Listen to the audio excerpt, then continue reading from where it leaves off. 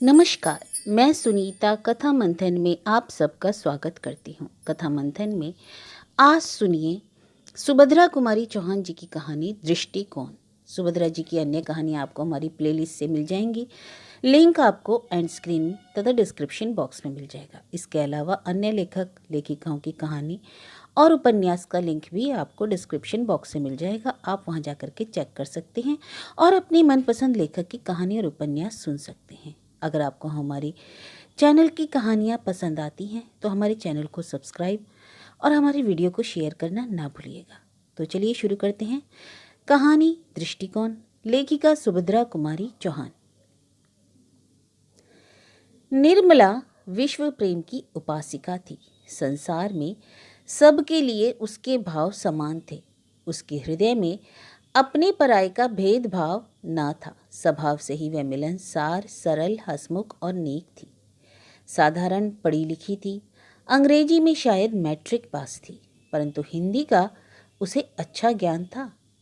साहित्य के संसार में उसका आदर था और काव्य कुंज की वह एक मनोहारिणी कोकिला थी। निर्मला का जीवन बहुत निर्मल था। वह दूसरों के आचरण को सदा भलाई की ही नज़र से देखती। यदि कोई उसके साथ बुराई भी करने आता तो निर्मला यही सोचती, कदाचित उद्देश्य बुरा न रहा हो, भूल से ही उसने ऐसा कार्य किया हो। पतितों के लिए भी उसका हृदय उदार और क्षमा का भंडार था। यदि वह कभी किसी को कोई अनुचित कार्य करते देखती तो भी वह उसका अपमान या तिरस्कार कभी न करती। प्रत्युत मधुरतर व्यवहारों से ही यह उन्हें समझाने और उनकी भूल को उन्हें समझा देने का प्रयत्न करती। कठोर वचन कह के किसी का जी दुखाना निर्मला ने सीखा ही ना था, किंतु इसके साथ ही साथ जितना वह नम्र, सुशील और दयालु थी, उतनी ही वह आत्म अभिमानिनी, दृढ़ निश्चयी और न्यायप्रिय भी थी। नौकर चाकरों के प्रति भी निर्मला का व्यवहार बहुत दयापूर्ण होता। एक बार की बात है, उनके घर की एक कहारिन ने तेल चुराकर एक पत्थर की आड़ में रख दिया।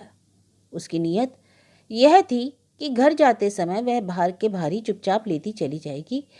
किसी कार्यवश रमाकांत, जो उसी समय वहां पहुंच गए, तेल पर उनकी दृष्टि पड़ी और पत्नी को पुकार कर पूछा, निर्मला, यहाँ तेल किसने रखा है? निर्मला ने पास ही खड़ी हुई कहारिन की ओर देखा। उसके चेहरे की रंगत स्पष्ट बतला रही थी कि यह काम उसी का है, किंतु निर्मला के पति को जवाब दिया, मैंने ही रख दिया, उठाने की याद ना रही होगी। पति के जाने के बाद निर्मला ने कटोरे में जितना तेल था उतना ही और डालकर कहारिन को दे दिया और बोली, जब जिस चीज की जरूरत पड़े मांग लिया करो, मैंने तो कभी देने से इनकार नहीं किया। जो प्रभाव कदाचित डांट फटकार से भी ना पड़ता, वह निर्मला के इस मधुर और दयापूर्ण बर्ताव से पड़ा। बाबू रमाकांत जी का स्वभाव इसके बिल्कुल विपरीत था। थे तो वे डबल MA, एक कॉलेज के प्रोफेसर, साहित्य सेवी और देशभक्त, उज्जवल चरित्र के नेक और उदार सज्जन, पर फिर भी पति पत्नी के स्वभाव में बहुत विभिन्नता थी। कोई चाहे सच्चे हृदय से भी उनकी भलाई करने आता तो भी उसमें उन्हें कुछ ना कुछ बुराई जरूर दिख पड़ती। वे सोचते, इसकी तह में अवश्य ही कुछ ना कुछ भेद है, कुछ ना कुछ स्वार्थ होगा, तभी तो यह भल मानसता दिखाने आया है, नहीं तो मेरे पास आकर इसे ऐसी बात करने की आवश्यकता ही क्या पड़ी थी। पतितों को वे बड़ी घृणा की दृष्टि से देखते, उनकी हंसी उड़ाते। गिरने वाले को एक धक्का देकर वे गिरा भले ही दे, किंतु वह पकड़कर उसे ऊपर उठा के अपना हाथ अपवित्र नहीं कर सकते थे। वे पतितों की छाया से भी दूर दूर भागते थे। अपने निकट संबंधियों की भलाई करने में यदि किसी दूसरे को कुछ हानि भी हो जाए तो उन्हें अफसोस न होता। वे सज्जन होते हुए भी सज्जनता के कायल न थे। कोई उनके साथ बुराई करता तो उसके साथ उससे दुनी बुराई करने में उन्हें संकोच भी ना था। पति पत्नी दोनों को अलग खड़ा करके यदि ढूंढा जाता तो अवगुण के नाम में उनमें तिल के बराबर भी धब्बा न मिलता। बाह्य जगत में उनकी तरह सफल जोड़ा, उनके सदृश सुखी जीवन कदाचित बहुत कम दिख पड़ता। दूसरों को उनके सौभाग्य पर ईर्ष्या होती थी।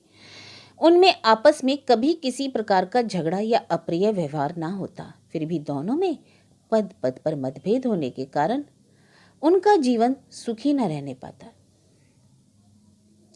शाम सुबह निर्मला दोनों समय घर के कामकाज के बाद मील 2 मील तक घूमने के लिए चली जाती। इससे शुद्ध वायु के साथ साथ कुछ समय का एकांत उसे कोई नई बात सोचने या लिखने के लिए सहायक होता। किंतु निर्मला की सास को बहू की यह हवाखोरी ना रुचती थी। उन्हें यह संदेह होता कि यह घूमने के बहाने ना जाने कहाँ कहाँ जाती होगी, ना जाने किससे किससे मिलकर क्या क्या बातें करती होगी। प्रायः वह देखा करती कि निर्मला किधर से जाती है और कहाँ से लौटती है। एक बार उन्होंने पूछा भी, तुम गई तो इधर से थी और उस ओर से कैसे लौटी? निर्मला इसका क्या जवाब देती? हंसकर रह जाती। किंतु निर्मला की सास बहू की इस चुप्पी का दूसरा ही अर्थ लगाती।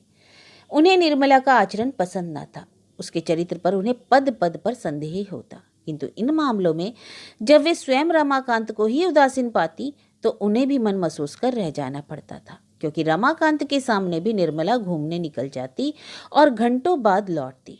अन्य पुरुषों में उनके सामने स्वच्छंदतापूर्वक बातचीत करती, परंतु रमाकांत इस पर उसे जरा भी न दबाते।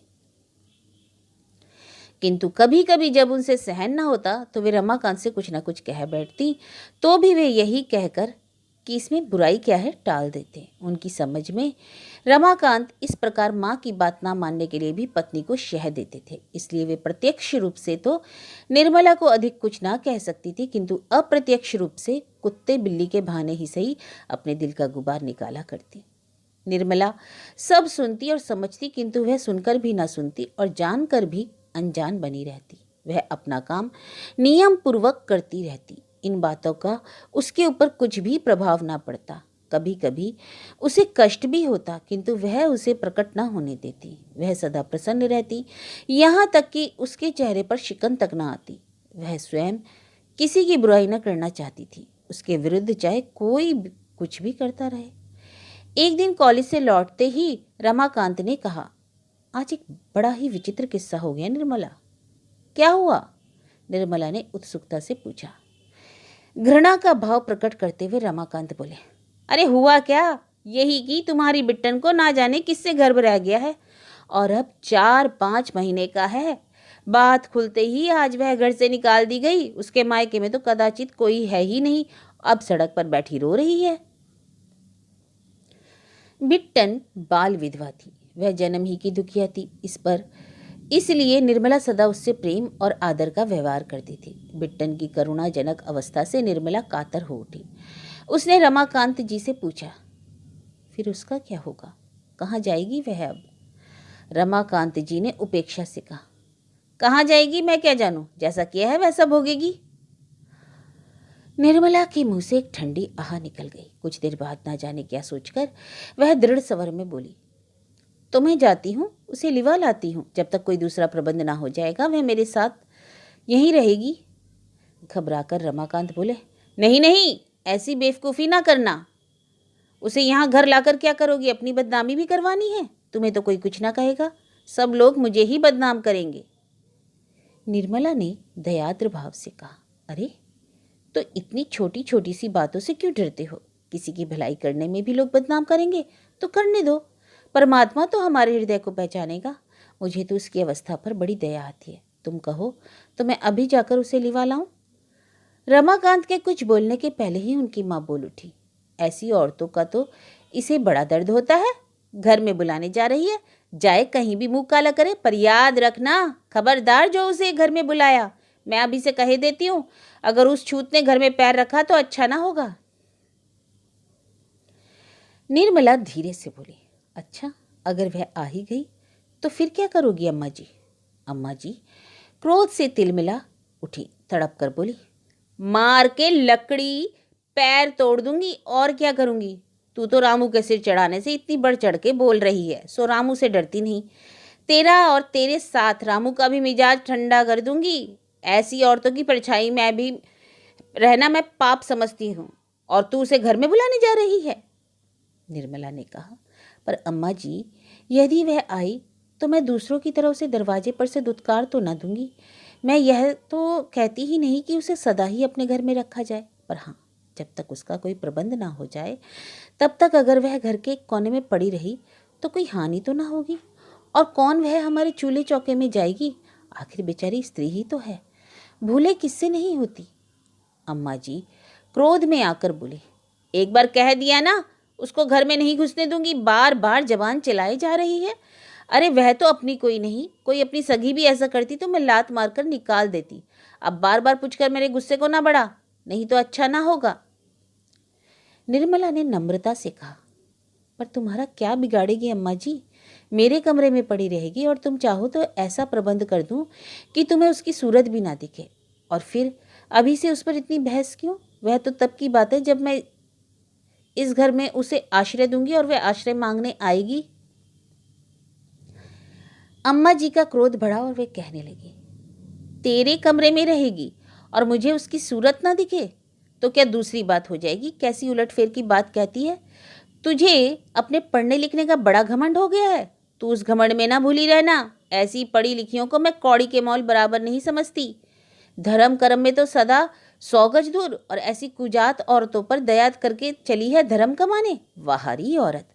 अरे जिसे मोहल्ले भर में किसी ने अपने घर ना रखा, उसे अपने घर में रखेगी। तू तो बड़ी दुनिया की अनोखी है रे, सब दूसरों को दिखाने के लिए बड़ी दयावंती बनती है। जो भीतर का हाल ना जाने उसके सामने इतनी बन, घर वालों को तो काटने दौड़ेगी और बाहर वालों को गले लगाती फिरेगी। अब निर्मला भी जरा तेज होकर बोली, तो अम्मा जी मुझे इतनी खरी खोटी क्यों? बीच ही में निर्मला को डांट कर चुप कराते हुए रमाकांत बोले, तो चुप ना रहोगी निर्मला? कब से सुन रहा हूं कि जवान कैसी कैंची की तरह चल रही है। तुम्हारे हृदय में बिट्टन के लिए बड़ी दया है और तुम उसके लिए मरी जाती हो। तो जाओ जाओ, उसे लेकर किसी धर्मशाला में रहो, मेरे घर में उसके लिए जगह नहीं। निर्मला को भी अब क्रोध आ चुका था। उसने भी उसी प्रकार तेज स्वर में कहा, तो क्या इस घर में मेरा इतना भी अधिकार नहीं कि मैं यदि चाहूं तो किसी को 1-2 दिन के लिए ठहरा सकूं? अभी उस दिन तुम लोगों ने बाबू राधे लाल जी का इतना आदर सम्मान क्यों किया? उनके चरित्र के बारे में कौन नहीं जानता? उनके घर ही में तो वैश्या रहती है, सो वो भी मुसलमानिन, और वह उसके हाथ का खाते पीते भी हैं। और फिर बेचारी बिट्टन, बिट्टन ने क्या इससे ज्यादा कुछ अपराध किया है? अम्मा जी गरज उठी। अब उनका साहस और बढ़ गया था, क्योंकि अभी अभी रमाकांत जी भी निर्मला को डांट चुके थे। वे बोली, चुप रह, नहीं तो जीप पकड़कर खींच लूंगी। बड़ी बिट्टन वाली बनी है, बेचारी बिट्टन, बेचारी बिट्टन। तू भी बिट्टन सरी की होगी, तभी तो उसके लिए मरी जाती है ना। जो सती होती तो ऐसी औरतों की परछाई भी से भी भागती, उन्हें ना छूती। अरे तू राधेलाल की क्या कहती है? अरे वह तो फूल पर का भंवरा है, आदमी की जात, उसे सब शोभा देता है। एक नहीं 20 औरतें रख लें, पर औरत आदमी की बराबरी कैसे कर सकती है? निर्मला ने सतेज और दृढ़ स्वर में कहा, बस अम्मा जी, अब मैं ज्यादा ना सुन सकूंगी। मैं बिट्टन सर की हूं या उससे भी बुरी, किंतु इस समय वह निराश्रिता है, कष्ट में है। मनुष्यता के नाते मैं उसे आश्रय देना अपना धर्म समझती हूं और दूंगी। अब रमाकांत जी को भी बहुत क्रोध आ गया। वे कमरे से निकलकर आंगन में आ गए और आग्नेय नेत्रों से निर्मला की ओर देखते हुए बोले, क्या कहा? तुम बिट्टन को इस घर में आश्रय दोगी? निर्मला भी दृढ़ता से बोली, जी हाँ, जितना इस घर में आपका अधिकार है उतना मेरा भी है। यदि आप अपने किसी चरित्रहीन पुरुष मित्र को आदर और सम्मान के साथ ठहरा सकते हैं तो मैं भी किसी असहाय अबला को कम से कम आश्रय तो दे ही सकती हूँ। रमाकांत निर्मला के और भी नजदीक जाकर कठोर स्वर में बोले, तो तुम मेरी इच्छा के विरुद्ध यहाँ उसे आश्रय दोगी? जी हाँ, मेरी इच्छा का भी तो कोई मूल्य होना चाहिए, या मेरी इच्छा सदा ही आपकी इच्छा के सामने कुचली जाया करेगी? निर्मला ने भी उसी स्वर में उत्तर दिया। अब रमाकांत जी अपने क्रोध को ना संभाल सके और पत्नी के मुंह पर 3-4 तमाचे तड़ातड़ जड़ दिए। निर्मला की जबान बंद हो गई। बाबू रमाकांत क्रोध और ग्लानि के मारे कमरे में जाकर अंदर से सांकल लगाकर सोए रहे। अम्मा जी दरवाजे पर रखवाली के लिए बैठ गई कि कहीं बिट्टन किसी दरवाजे से भीतर ना आ जाए। इस घटना के लगभग 1 घंटे बाद बिट्टन को जब कहीं भी आश्रय ना मिला तो उसने एक बार निर्मला के पास भी आकर भाग्य की परीक्षा करनी चाहिए। दरवाजे पर ही उसे अम्मा जी मिली। बिट्टन को देखते ही वे कड़ी ललकार के साथ बोली, कौन है बिट्टन? दूर दूर उधर ही रहना, खबरदार जो कहीं देली के भीतर पैर रखा। बिट्टन बाहर ही रुक गई।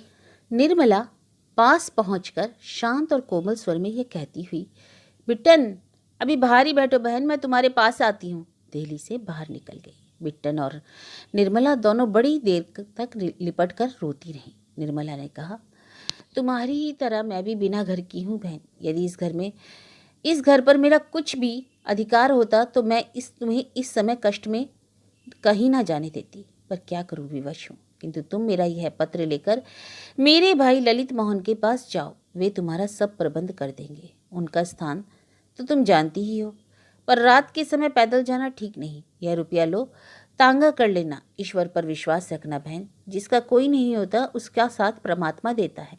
निर्मला ने 10 रुपये बिट्टन को दिए। वह पत्र लेकर चली गई। निर्मला घर में आई, एक चटाई डालकर बाहर बरामदे में ही पड़ी रही। सवेरे उसकी आंख उस समय खुली जब रमाकांत उठ चुके थे और उनकी मां नहाकर पूजा करने की तैयारी कर रही थी। निर्मला नित्य की तरह उठकर घर का सब काम करने लगी, जैसे शाम की घटना उसे कुछ याद ही ना हो। यदि वह मार खाने के बाद कुछ अधिक भगचक करती या रोती चिल्लाती तो कदाचित अपनी इस हरकत पर रमाकांत जी को इतना पश्चाताप न होता जितना अब हो रहा था। उन्हें बार बार ऐसा लगता कि जैसे निर्मला ठीक थी और वे भूल पर थे।